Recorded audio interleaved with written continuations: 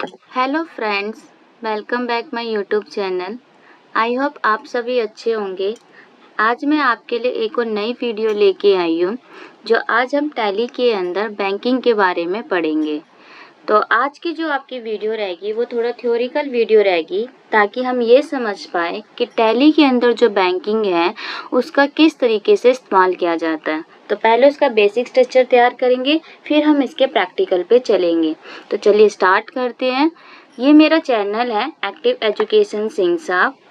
आज का टॉपिक आपका है banking in Tally Prime. Okay, then यहाँ पर आपको थर्ड स्लाइड में इसका मीनिंग आपको शो कर रहा है, मीनिंग ऑफ बैंकिंग का।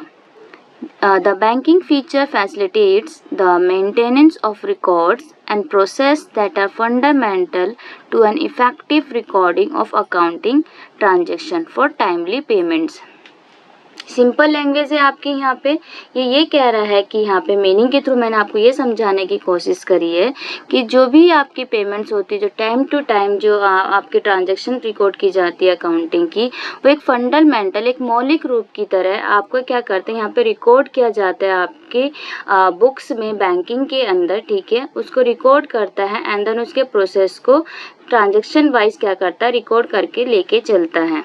देन यहाँ पर नेक्स्ट आपका है थोड़ा बैंकिंग की मैंने इंट्रोडक्शन डिटेल्स में बताई है इसकी फीचर्स के बारे में, कि perform a host of a bank related activities. जो बैंक के अंदर जो भी यहाँ पे रिलेटेड एक्टिविटीज़ होती है वो यहाँ पे टैली एज अ होस्ट की तरह यहाँ पे काम करता है आपका बैंकिंग फीचर। ठीक है, पेमेंट टू पार्टीज यहाँ पे है। फिर थर्ड आपका है बैंक रिकंसिलाइजेशन। नाम से पता चल रहा है कि जो भी आपकी टैली के अंदर की जो एंट्रीज होती हैं, ठीक है, बैंकिंग के रिगार्डिंग, एंड देन जो आपकी रियल बैंक की स्टेटमेंट होती है वो आपस में रिकंसाइल होना चाहिए। देन फिर आपका फोर्थ आता है चेक मैनेजमेंट। फिर तो आपका है यहाँ पे सिंप्लीफाई द बैंक एक्सपीरियंस। ठीक है, जो भी बैंकिंग की यहाँ पे फीचर्स है उस वो किस तरीके से आपके ट्रांजैक्शन को रिकॉर्ड कर रहा है, सिंप्लीफाई कैसे कर रहा है इजी वे में। सिक्स्थ आपका है सेविंग टाइम। बैंकिंग फीचर के आने से टैली प्राइम के थ्रू जब हम इसको यूज़ करते हैं तो आपका यहाँ पे क्या करता है, टाइम सेव होता है बहुत ज़्यादा। देन सेवन्थ आपका इम्पोर्टेंट पॉइंट जो मुझे यहाँ पे लगता है इम्पोर्टेंट, कि रिड्यूसिंग एरर, ये आपके एरर को कम कर देता है। फिर एट्थ आपका है इम्प्रूविंग प्रोडक्टिविटी। देन सिक्स्थ आपका है स्केलिंग अप ट्रेसेबिलिटी। जो भी इम्प्रूव किया जाता है यहाँ पे जो टैली के रिगार्डिंग, जैसे हम मैनुअली करते थे बैंकिंग, यहाँ पे टैली ने इस चीज़ को इम्प्रूव करके आपके सामने प्रेजेंट किया है। अब आगे बढ़ते हैं और इसके कुछ फीचर्स हैं। Provide an end to end solution to the banking needs, कि यहाँ पे बैंकिंग के जितनी भी ज़रूरत होती है बैंकिंग के हिसाब से, जो भी हमारे सॉल्यूशंस होते हैं उसको डे टू डे, ठीक है, ट्रांजैक्शन टू ट्रांजैक्शन जैसे हम यूज़ करते हैं, रिकॉर्ड करते हैं, वैसे उसको प्रोवाइड करके देता है। Banking module simplify the overall banking experience. Again वही बात है कि जो बैंकिंग की फीचर है वो आपको सिंप्लीफाई करके देते हैं आपके सारे बैंकिंग की ट्रांजैक्शन को, उसके रिकॉर्ड्स को। देन रिकॉर्डिंग ट्रांजैक्शंस है आपके 12 पॉइंट। देन 13th आपका है कि जो भी आपके ट्रांजैक्शन रिकॉर्ड किए जाते हैं उनकी रिपोर्ट्स भी बैंकिंग क्या करता है, बना के देता है। तो इसका मतलब यहाँ पे वो जनरेट करके देता है, चाहे वो डिफरेंट हो। ठीक है, जनरेटेड वेरियस बैंकिंग रिपोर्ट्स आपकी जो होती है। फोकस ऑन मैनेजिंग पे इसका फोकस होता है एंड साथ में आपके बैंकिंग ट्रांजैक्शन एंड एक्टिविटीज़ पे भी इसका फोकस होता है। आगे बढ़ते हैं। यहाँ पे बैंकिंग फीचर्स के बारे में बाय ग्राफ की तरह मैंने आपको यहाँ समझाने की कोशिश करी है। सिक्स्थ इसके आपके बैंकिंग फीचर्स है। फर्स्ट आपका है चेक प्रिंटिंग, जिसके 2 पॉइंट्स आपके होते हैं, 2 टाइप्स में इसको बांटा जाता है, single cheque and multiple cheque. Single मतलब जो आप 1 बाय 1 करते हैं, देन मल्टीपल आप एक बार में एक ही चेक को क्या कर सकते हैं, यहाँ पे प्रिंट कर सकते हैं। देन फिर सेकंड पॉइंट आपका है चेक रजिस्टर्स। जैसे हमारे बुक रजिस्टर्स होता है, कैश बुक होता है, सेम एग्जैक्टली आपका चेक रजिस्टर भी होता है। फिर आपका थर्ड आता है डिपॉजिट स्लिप। नाम से पता चल रहा है जब हम बैंक जाते हैं तो बैंक में जाके हम डिपॉजिट स्लिप मांगते हैं, ऐसे ही यहाँ पे है, लेकिन 2 टाइप्स के आपका एक चलता है डिपॉजिट स्लिप, कैश एंड आपका चेक वाला। तो cheque deposit slip and then cash deposit slip. नाम से ही आप समझ गए होंगे, आई होप इतना तो मैं आपसे उम्मीद कर सकती हूँ। देन फोर्थ आपका है post dated cheque management. 5th आपका है पेमेंट एडवाइस, ठीक है। देन 6th आपका है बैंक रिकंसिलाइजेशन, जो 2 टाइप से आपका होता है, manually bank reconciliation and then auto bank reconciliation. Manual से आप इसके नाम से समझ सके होंगे कि हम जो रिटर्न करके आपका चलता है, ठीक है, और ऑटो जो टैली आपका करके देता है। तो यहाँ पे बढ़ते टैली के अंदर भी मैनुअली होता है, बट ऑटो आपका जहाँ आपकी real bank statement and then उसको आप इंपोर्ट करते हैं, देन फिर एक्सपोर्ट करते हैं, तो यहाँ पे फिर वो ऑटो रिकंसाइल करके देता है आपका टैली। आगे बढ़ते हैं। यहाँ मैंने आपको बैंकिंग पेमेंट्स के बारे में बता रही हूँ। देखिए, the banking transaction can be provided with the bank allocation detail such as the transactions type, instrument number, it means आपका जो चेक नंबर होता है, देन फिर डेट एंड एक्सेट्रा, ठीक है। एक्सेट्रा मीन्स जो आपकी एनएफटी होती है, ठीक है, आरटीजीएस होता है, उसके थ्रू जो आप करते हैं। तो यहाँ पे बैंकिंग की ट्रांजेक्शन आप समझ गए होंगे कि जो भी बैंकिंग ट्रांजेक्शन होती है उसकी जो डिटेल प्रोवाइड की जाती है बैंक एलोकेशन में, तो वो आपको उसके ट्रांजेक्शन का टाइप भी होता है उसके अंदर, उसकी डेट और उसका नंबर भी होता है। जैसे अगर आपने मेरी प्रीवियस वीडियो देखी होगी, जब मैंने आपको इसके अंदर पेमेंट वाउचर सिखाया था, उस टाइम पे हमारे सामने बैंक एलोकेशन की स्क्रीन आती है। आई होप आपको याद आ रहा होगा। तो उस बैंक एलोकेशन की स्क्रीन में आपसे पूछा जाता है ट्रांजैक्शन, CCDD करके आपसे पूछा जाता है, नेट है, कैसे, एनएफटी है, तो हम वहाँ पे सिलेक्ट करते थे, इंस्टॉलमेंट नंबर, चेक नंबर डालते थे एंड डेट सिलेक्ट करते थे। ये वही चीज़ है बैंकिंग पेमेंट, ठीक है। आगे बढ़ते हैं। नेक्स्ट आपका है चेक प्रिंटिंग, जो मैंने ग्राफ समझाया था उसी के बेसिस पे यहाँ पे आगे चल रही हूँ मैं। देन चेक प्रिंटिंग के यहाँ पे कुछ पॉइंट्स वाइज मैंने यहाँ पे आपको उसकी डेफिनेशन को शो किया है कि cheques are the most preferred payment instrument. आज तक, अभी तक, ठीक है, आज हम जिस यहाँ पे एरिया में है या जिस मॉडर्न में हम आ चुके हैं, यहाँ पे भी जितने भी हम डेवलप करते जा रहे हैं टेक्नोलॉजी को भी लेके भी, तो यहाँ पे क्या है, cheques are the most preferred payment instrument. जो आज तक चेक को सबसे ज़्यादा इम्पोर्टेंट माना जाता है, यही यूज़ किया भी जा रहा है हर जगह पे। जो कुछ भी सैलरी या कुछ भी तो दिखता है, तो चेक या सीधा आपके अकाउंट में जा रहे हैं। तो cheque is a return order, एक आपका रिटर्न ऑर्डर होता है ये to the bank to pay the stand sum of money, जो भी पैसा जमा किया जाता है।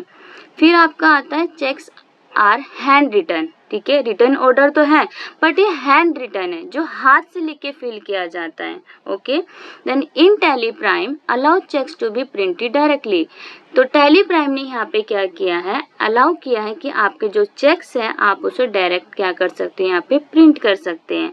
देन साथ में उसको मेंटेन कर सकते हैं, उसकी जितनी भी पेमेंट्स होती हैं, जितनी भी उसकी रिसिप्ट्स होती हैं। 6 पॉइंट में यहाँ पे कॉन्फ़िगर के बारे में है कि configure the cheque based on the type of cheque book. जो भी आपके चेक बुक के टाइप्स है, ठीक है, उसके बेस पे आप क्या कर सकते हो, चेक्स को कॉन्फ़िगर कर सकते हो, उसके अंदर जो भी आपको ऐड करना है आप वो कर सकते हैं। देन 7th आपका है allow to print pending cheques. आपके जो भी पेंडिंग चेक्स हैं आप उनको भी प्रिंट करने की परमिशन टैली आपको देता है। देन अवॉइडेड मैनुअल एरर, ठीक है, जो भी हम मैनुअली एरर करते हैं वो यहाँ पे टैली नहीं करने देता है ऑटोमेटिक में, ठीक है। आगे बढ़ते हैं। यहाँ पे आप ध्यान से समझने की कोशिश करना, ये आपका है कॉन्फ़िगर चेक प्रिंटिंग फॉर्मेट। यहाँ पे देखिए, जब आप कॉन्फ़िगर करेंगे, जब मैं आपको बताऊंगी, ठीक है, इस चीज़ को आप ज़रूर ध्यान में रखना। जब मैं प्रैक्टिकल करवाऊंगी तो आपको ये फीचर एक्टिव करके दिखाऊंगी। हम एजुकेशन मोड पे ये लर्निंग प्लेटफॉर्म सीख रहे हैं, तो उस समय पर आपको ये चेक शो नहीं करेगा। ये चेक आपको जो डिफरेंट बैंक के चेक्स होते हैं इस फॉर्मेट्स में, कि वहाँ पे कौन कौन से फॉर्मेट यूज़ किए जाते हैं, ये आपको लाइसेंस वाले पे ही शो करेगा। तो हमारे पास तो एजुकेशन मोड पे है, बट आपको सिखाने के लिए, प्रोसेस के लिए मैंने यहाँ पे इसका स्क्रीनशॉट आपके सामने प्रेजेंट किया है। तो आपका जैसे ये CTS फॉर्मेट 3 आपका है, ठीक है, इसका जो चेक होता है किस तरीके का होता है उसका फॉर्मेट, ये आपके सामने यहाँ पे प्रेजेंट है। किस बैंक का है, देखिए SBI बैंक का आपके सामने यहाँ पे प्रेजेंट है। देन किस तरीके से यहाँ पर उसका जो नंबर होता है वो है। देन यहाँ पे इसकी डेट है आपके सामने, फिर यहाँ पे पे है, फिर उसके बाद यहाँ पे रुपीज़ के बारे में लिखा हुआ है कि यहाँ पे रुपीज़ कैसे फिल करना है। देन बॉक्सेस में अमाउंट के अंदर आपको आपको वर्ड्स के अंदर आप कैसे उसको आपको फिल करना है। देन यहाँ पर फिर आपको वर्ड्स में कैसे लिखना है और यहाँ पे अकाउंट नंबर कैसे लिखना है। यहाँ पे नीचे आपके जो नंबर लिखे रहते हैं, चेक नंबर लिखा रहता है, ठीक है। ये ऊपर IFSC कोड होता है, एड्रेस होता है, ये सारी चीज़ें यहाँ पे CTS फॉर्मेट 3 के थ्रू आपको यहाँ पे प्रेजेंट कर रखा है। अब आप एक चीज़ देखना, यहाँ पे CTS की आपके यहाँ पे फुल फॉर्म दे रखी है, ठीक है। इसका मतलब आपका होता है चेक ट्रांजैक्शन सिस्टम, ठीक है। ट्रंकेशन सिस्टम होता है, सॉरी, चेक ट्रंकेशन सिस्टम इसकी फुल फॉर्म होती है, जो यहाँ पे है इंट्रोड्यूस किया गया है हमारी कंपनी के थ्रू। जो मैं यहाँ पे जो कंपनी बनाई थी 1 अप्रैल के थ्रू ही वे इंट्रोड्यूस किया जाएगा, तो वही डेट ये बाय डिफ़ॉल्ट उठाएगा अगर जब हम इस फीचर को एक्टिव करते हैं। क्लियर है। देन फिर अब इसकी यहाँ पे कंप्लीट आगे स्लाइड में यहाँ पे दिखाती हूँ। ये देखिए यहाँ पे ये रहा आपका बैंक, ठीक है। देन यहाँ पे उसका एड्रेस, यहाँ पे देखिए ऊपर IFSC कोड है। देन यहाँ पे क्या है उसका किस तरीके से डेट्स को फिल कर रखा है। देन पे, ठीक है, किसको कर रहे हैं, रुपीज़। देन यहाँ पे वर्ड्स में आपके आगे, आपके फिर नंबर्स में आ गए। देन आपका अकाउंट नंबर आ गया। देन यहाँ पे सिग्नेचर। और नीचे देखिए यहाँ पे आपका जो आगे वाला नंबर होता है ये आपका चेक नंबर होता है।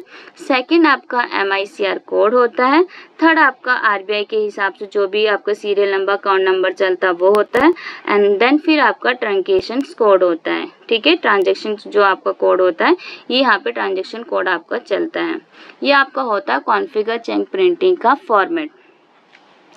सबसे इम्पोर्टेंट चीज़ यहाँ पे ये है कि जब आप इसे लाइसेंस वाले पे करेंगे तो यहाँ पे लाइसेंस वाले के वजह से ये आपको इस तरीके से शो करेगा। अब जैसे मैं एक स्लाइड बैक आती हूँ, अगर मैं यहाँ पे CTS फॉर्मेट बन लेती हूँ तो रहेगा वो SBI बैंक का, बट क्या होता है किसी में जैसे ये पे की लाइन इतनी बड़ी है, ठीक है, तो किसी में छोटी रहेगी या चौड़ी रहेगी। मतलब आप समझ रहे हो, इसकी लेंथ, ब्रेथ एंड हाइट में ही थोड़ा बहुत चेंजेस होते हैं।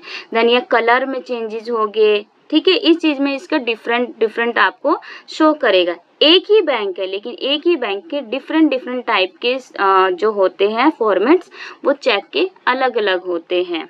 जब मैं एजुकेशन मोड पे कराऊंगी, आपको दिखाती हूँ, अगर जब मैं एजुकेशन मोड पे आपको ये चीज़ बताऊंगी तो एजुकेशन मोड पे आपके सामने एक फॉर्म आएगा, ठीक है। उस फॉर्म के अंदर मैं आपको डिजिट फिल करके दिखाऊंगी।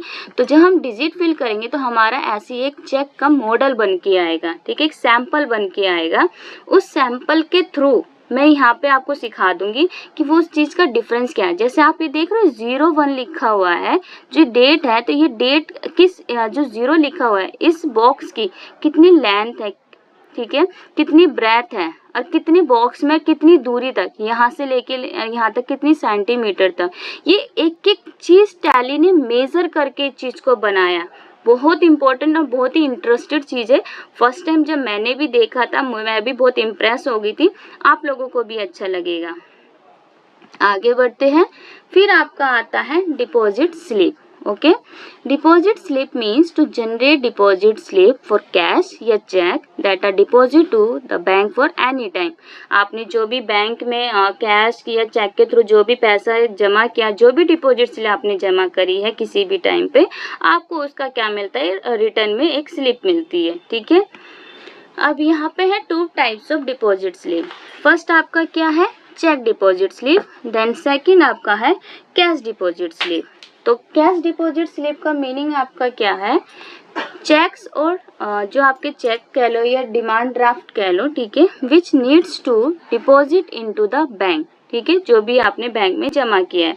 Then cash which needs to be deposit into the bank, वही कि आपका कैश का हो गया, चेक का हो गया, दोनों जो आपने बैंक के अंदर जमा किए थे, ठीक है। आई होप इतना समझ में आ गया होगा आपको, इसके अंदर कोई प्रॉब्लम नहीं होगी। और दूसरा, अगर मैं कैश के बारे में भी ये कहूँ कि सिंपल, हम जब बैंक में जाते हैं, बैंक में जब डिपॉजिट स्लिप लेते हैं कैश वाली, तो उसमें क्या लेने के बाद हम उसे फिल करते हैं, तो उसके अंदर आपके क्या क्या पूछा जाता है, आपके करेंसीज के बारे में पूछा जाता है कि आपकी जो करेंसीज है, आपके पास जो नोट है वो कितने कितने की हैं, आप समझ रहे हो, 500 के है, 200 के है, वो कितने कितने, ये चीज़ भी टैली ने प्रोवाइड करी है उसके अंदर कि आप इस चीज़ को यहाँ पे मेंशन करें। जैसे एग्जैक्टली हमारी जब हम मैनुअली और फिजिकली बैंक के अंदर जाके स्लिप को फिल करते हैं ना, सेम ऐसी टैली ने भी कुछ कुछ फॉर्मेट दे रखे हैं। ठीक है, तो आप वो चीज़ देखना, उस चीज़ को जब फिल करोगे आपको समझ में आ जाएगा कि मैं क्या चीज़ आपको बताने की कोशिश कर रही हूँ। एग्जैक्टली वैसे ही स्लिप टैली बना के देता है, और फिर लास्ट में वो 2 स्लिप देता है। जैसे हम जब जमा कराते हैं तो एक स्लिप को जो बैंकर है वो रख लेता है, दूसरी स्लिप हमको, छोटी वाली स्लिप हमें दे देता है। ठीक है, आप समझ रहे हो, तो ऐसी टैली भी देता है, बैंकर की कॉपी अलग देगा और आपकी कॉपी, कस्टमर कॉपी अलग देता है। वो चीज़ भी मैं आपको दिखाऊंगी, चाहे चेक का चाहे आपका कैश का हो। आगे बढ़ते हैं, पेमेंट एडवाइस। तो यहाँ पे देखिए पेमेंट एडवाइस में, refer to a document generated to inform suppliers या recipients about payments made to them typically along with the payment instrument, like आपका चेक जो हो गया। ठीक है, जो भी आपके जो पेमेंट एडवाइस, इट मीन्स आपके नाम से पता चल रहा है भुगतान सलाह। ठीक है, तो यहाँ पर ये रेफर किया जाता है, एक डॉक्यूमेंट जनरेट करता है, किसको इन्फॉर्म करने के लिए, आपके जो सप्लायर्स होते हैं। ठीक है, जो आपके प्राप्तकर्ता, जिसे मैं सिंपल लैंग्वेज में बोलूँ, हिंदी लैंग्वेज में, तो उनकी पेमेंट्स के बारे में ये उनको इन्फॉर्म करता है, उनको बताता है। देन वो किस तरीके की आपकी पेमेंट, जैसे मान लो एग्जाम्पल के थ्रू वो चेक कह रहे हैं। ठीक है, देन जब यहाँ पर दूसरी पार्टी के थ्रू पता चल जाता है कि हाँ ठीक है, हमने आपसे माल लिया या बेचा, तो आपका पैसा मेरे पास आना है या मुझे देना है, तो ये पेमेंट एडवाइस होती, ताकि एक दूसरी पार्टी में ये कंफर्म हो जाता है कि हाँ पेमेंट आनी या जानी है। क्लियर है, अगर नहीं पता रहेगा तो हम ये कैसे मान के चलेंगे, या हमें कैसे पता रहेगा ये किस चीज़ की पार्टी की पेमेंट आ रही है या जा रही है। आप समझ गए चीज़ का, तो यही चीज़ आपकी पेमेंट एडवाइस कहलाती है कि किसी को पेमेंट के लिए इन्फॉर्म करना, उसको बताना, आपका जो भी सप्लायर है। ठीक है, आगे आपका आता है बैंक रिकंसिलाइजेशन। यहाँ पे देखिए बैंक रिकंसिलाइजेशन में is a process to match the bank statement with your company cash book, ensuring all transactions are recorded accurately। ठीक है, कि आपका जो भी बैंक रिकंसिलाइजेशन किया जाता है, तो आपका जो मैच कर रहे हैं, ठीक है, तो आपके बैंक की स्टेटमेंट, ठीक है, आपकी कंपनी के कैश बुक से मैच होनी चाहिए। ठीक है, और ये भी श्योर होना चाहिए कि उस स्टेटमेंट की एंट्री आपकी टैली के अंदर होनी चाहिए। नहीं होगी तो बैंक उसको रिकंसाइल नहीं कर पाएगा और ना ही टैली उसको रिकंसाइल कर पाएगी। आप इस चीज़ का ध्यान जरूर रखना। आगे बढ़ते हैं। ओके, यहाँ पे भी 2 टाइप्स के आपके बैंक रिकंसिलाइजेशन होते हैं।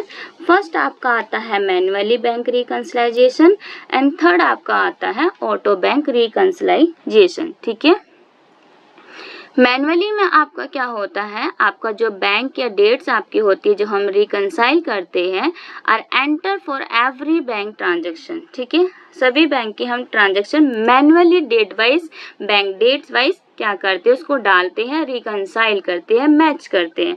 तो इससे क्या होगा, आपका जो अकाउंटेंट है must check the bank statement, उसको जरूरी चेक करने पड़ेंगे सारी की सारी स्टेटमेंट को, एंड देन मैनुअली रिकंसाइल, वो मैनुअली रिकंसाइल करेगा, बार बार देखेगा, ध्यान से करेगा। तो इससे क्या होता है, takes a lot of time, वो बहुत ज़्यादा टाइम उस पर स्पेंड हो जाता है, बहुत ज़्यादा टाइम खर्च हो जाता है। इस चीज़ को आप समझ रहे हैं। देन फिर आपका आता है ऑटो बैंक रिकंसिलाइजेशन।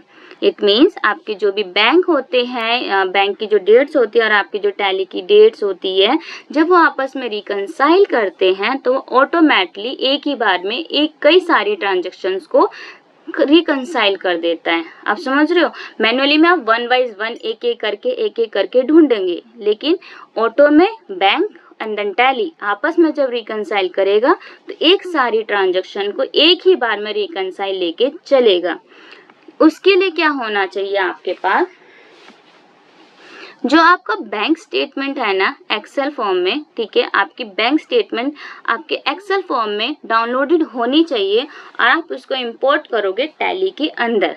देन उसको फिर आप रिकंसाइल करने के लिए बाद में क्या करते हैं, एक्सपोर्ट करते हैं। फिर जब वो टैली और बैंक आपस में, आपकी बैंक स्टेटमेंट और जो टैली होती है आपस में जब रिकंसाइल करते हैं, तब इससे क्या होता है, आपको पता चल जाता है कि मेरी कहाँ गलती हुई है। अगर वो करेक्टली हो जाती है तो अच्छी बात है, नहीं होती तो टैली उस चीज़ का रीज़न भी बता के देता है कि आपकी यहाँ पे गलती हुई है, ठीक है। तो इस चीज़ से क्या होता है, अगर हम एक बार में रिकंसाइल कर देते हैं तो हमारा यहाँ पे टाइम सेव हो जाता है। जहाँ हमारा अकाउंटेंट मैनुअली एक एक वाइज करके 1 घंटा लगाएगा, वहाँ हमारा टैली 15 मिनट में सारा काम करके या 10 मिनट में काम खत्म करके रख देगा। वो तब होगा जब हमारी टैली के अंदर वो ट्रांजेक्शन्स होंगी। इस चीज़ का भी ध्यान रखना आप, ठीक है। आगे बढ़ते हैं। ऑटो रिकंसलाइजेशन के यहाँ पे मैंने कुछ स्टेप्स आपको बताए हैं कि क्या क्या आपके जो स्टेप्स यूज़ किए जाते हैं। जैसे स्टेप 1 आपका है कि download the bank statement as a excel file format from the bank portal using net banking, ठीक है। सबसे पहले आपको क्या काम करना है, आपका जो भी बैंक है उस बैंक को क्या करना है, उस बैंक की स्टेटमेंट को डाउनलोड करना है एक्सेल फॉर्मेट में, एक्सेल फाइल के रूप में, ठीक है। सेकंड स्टेप है कि जो भी आपने फाइल, जो स्टेटमेंट एक्सेल फाइल वाली जो डाउनलोडेड करी है, उसकी कॉपी करनी है और आपको एक टैली के फोल्डर में जाके उसको सेव करना है। समझ के, जहाँ पे आपकी कंपनी होगी आप वहाँ पे सेव कर सकते हैं। देन स्टेप 3 आपको कहता है कि activate in the bank ledger alteration screen for performing auto bank reconciliation. आपका जो बैंक बना हुआ है आपके टैली के अंदर, ठीक है, उस बैंक को आपको ऑल्टर करना है और ऑल्टर करके वहाँ पे आपका ऑटो बैंक रिकंसलाइजेशन का ऑप्शन होता है। आपको इसको यस करना है, बट इस चीज़ का ध्यान रखना, आपके अंदर जो टैली का जो कंपनी होती है उसकी पूरी डिटेल्स होनी चाहिए, उसका IFSC कोड, MICR कोड, ठीक है, उसका स्विच कोड, जो भी आपका होता है वो सारे कोड्स, उसमें जो भी डिटेल्स है वो प्रॉपरली करेक्टली होने चाहिए, वो फिल होने चाहिए। उसके बाद आप उसको यस कर देना, ठीक है, तो आपका रिकंसलाइजेशन एक्टिवेट हो जाएगा। फोर्थ स्टेप आपको कहता है कि इंपोर्ट द बैंक स्टेटमेंट, जो आपने एक्सेल फाइल वाली बैंक स्टेटमेंट जो आपने डाउनलोड करी है और जिसे एक टैली के फोल्डर में सेव किया है, आपको वो इंपोर्ट करना है फ्रॉम द बैंक रिकंसलाइजेशन स्क्रीन से। जब आप उसे एक्टिवेट करोगे उसकी स्क्रीन ओपन हो जाएगी यस करते ही। उसके अंदर आपको फोल्डर का पाथ सेलेक्ट करना पड़ता है, देन इंपोर्ट के लिए भी पाथ सेलेक्ट करना पड़ता है। देन फिर उसके 5th स्टेप आपका आता है all bank transaction are reconcile automatically. 4th step में जब आप इंपोर्ट का आप पाथ सेलेक्ट करेंगे और टैली का पाथ सेलेक्ट करेंगे तो ऑटोमेटिकली वो आपस में इंपोर्ट को यस करते ही आपका यहाँ पे टैली रिकंसाइल करना शुरू कर देगा और कुछ ही सेकंड में या कुछ ही मिनट में वो रिकंसाइल सक्सेसफुली शो कर देगा। आई होप आपको ऑटो बैंक रिकंसलाइजेशन का जो प्रोसेस है फ्लो चार्ट के थ्रू समझ में आ गया होगा। अगर इन केस कोई रिकंसलाइजेशन की ट्रांजैक्शन नहीं हो पाती, जो आपकी क्लियर होगी, आप ध्यान से सुनना, जो ट्रांजैक्शंस आपकी टैली और बैंक आपस में रिकंसाइल कर देगी। अगर मैंने बैंक में किसी 2 तारीख को, अप्रैल की 2 तारीख को पेमेंट करी है और वही सेम एंट्री मैंने टैली में चढ़ाई है, आप समझ रहे हो, तो वो आपस में रिकंसाइल कर जाएगी, सक्सेसफुली शो हो जाएगी। लेकिन मैंने बैंक के अंदर 2 तारीख की ट्रांजैक्शन है, आप समझ रहे हो, लेकिन मैंने टैली में उसकी एंट्री या तो मानो चढ़ाई नहीं है या किसी रीजन से मैंने किसी और डेट को डाल दी है, या एंट्री गलत चढ़ाई है या अमाउंट गलत चढ़ाई है, पार्टी का नाम सेम है, तो यहाँ पे वो अनमैच हो जाएगा। तो टैली उसको यहाँ पे क्या करेगा, एक मैसेज दे देगा कि आपके नीचे ना आपके जितनी भी ट्रांजेक्शन्स होंगी, जब रिकंसाइल आप करोगे, जितने भी एरर होंगे, जितनी भी वो मैच नहीं कर पाएगा, वो सारी ट्रांजेक्शन को वो नीचे बोलेगा कि इतनी 10 ट्रांजेक्शन आपकी गलत है या मैच नहीं हो पा रहा, सॉरी मैच नहीं हो पा रहा, ये कहेगा। और आप उसे जब एंटर करेंगे तो वहाँ पे वो आपको रीजन भी देगा। देन रीजन के साथ वो आपको सबसे इम्पोर्टेंट फीचर और सबसे अच्छा कि वो आपको उसका वॉचर भी साथ में देगा कि अगर ये पेमेंट का है तो वो आपको जो गलती हुई है उस हिसाब से उसका पेमेंट वाउचर, जैसे ही आप देखोगे आपका जो राइट साइड में जो बटन होता है, ठीक है, राइट बटन जो होता है जिसके अंदर आपके वॉचर्स ओपन होते हैं, सिर्फ एक ही वॉचर को वो एक्टिव करेगा, बाकी सबको इनएक्टिव कर देगा। तो इससे ये पता चलता है कि ये पहले अगर मेरी 10वीं एंट्री गलत हुई है तो ये कह रहा है कि 10वीं एंट्री पे आपको इस वॉचर की ज़रूरत है, तो यहाँ जाइए और यहाँ पे उसकी ट्रांजेक्शन आप दोबारा से करिए। आप समझ रहे हो? रीज़न इसका मैं आपको बता देती हूँ। देखिए, या तो चेक इश्यू हुआ है but not presented for a payment, ठीक है, पेमेंट के लिए प्रेजेंट नहीं है। चेक कलेक्टेड हो गया बट डिपॉजिट नहीं हुआ है, सेकंड रीजन हो गया।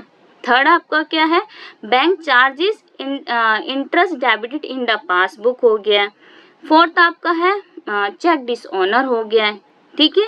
और फिर आपका दूसरे और क्या रीजन हो सकते हैं कि मान लीजिए कलेक्शन तो हो गया आपका बैंकर के द्वारा पर ऑन बिहाफ ऑफ कस्टमर के थ्रू हुआ है, ठीक है। चेक आपका ड्रॉन निकाला गया है, मतलब सॉरी डाला गया है, लेकिन आपको उसकी ट्रांजैक्शन का पता नहीं चला है, या फिर वो ड्रॉन किया गया है लेकिन उसकी रिकॉर्ड नहीं की गई है कैश बुक के अंदर। पेमेंट बैंकर के द्वारा हो गई है लेकिन इन बिहाफ ऑफ द सप्लायर, एक बार कस्टमर एक बार सप्लायर, ठीक है, सप्लाई वाउचर के थ्रू आप। तो ये कुछ ऐसे रीजंस हैं जिसके वजह से जब आप रिकंसाइल करोगे तो ये आपको रीजन टैली क्या कहता है, ऑटोमेटिक के टाइम पे आपको बताकर देता है, ठीक है। जो मैंने आपको फॉर्मेट बोला है कि आपको एक्सेल फाइल में, मोस्टली देखिए एक्सेल फाइल बेटर होती है, लेकिन आपके पास दो और ऑप्शन और होते हैं, CSV एंड MT940 फॉर्मेट्स होता है। जब आप बैंक स्टेटमेंट को यहाँ पे कॉन्फ़िगर करते हो, उसको इनपुट में डालते हो, ठीक है, जब इसको इंपोर्ट करते हैं तो और भी आपके फॉर्मेट्स होते हैं, बट आई सजेस्ट टू आप एक्सेल फाइल में करना तो बहुत जल्दी ईजिली रिकंसाइल हो जाता है। आगे बढ़ते हैं। यहाँ आप सभी को आई होप समझ में आ गया होगा। आपने इतनी ध्यान से मेरी वीडियो को देखा, सुना, समझा, उसके लिए आपके लिए बहुत बहुत धन्यवाद। देन अब मेरी जो नेक्स्ट वीडियो आपकी रहेगी वो इसी चैप्टर के बेसिस की प्रैक्टिकल पे रहेगी, ठीक है।